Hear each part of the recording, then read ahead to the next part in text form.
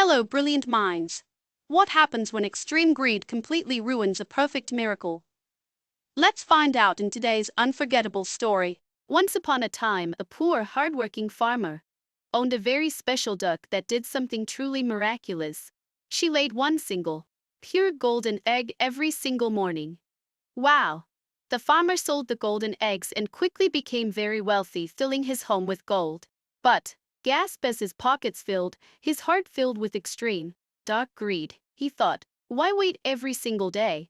There must be a massive treasure of gold inside this duck's stomach.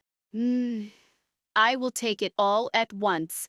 Oh no! He grabbed a sharp knife and cut the poor duck open, only to find absolutely nothing inside. The duck was dead, and the farmer was left with nothing but his bitter tears. Oh no! What have I done? Heavy breathless crying, my greed ruined everything. Oh no! What have I done? My greed ruined everything.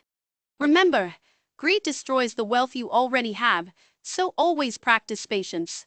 Like and subscribe to GRADE Syllabus Hub for more amazing stories.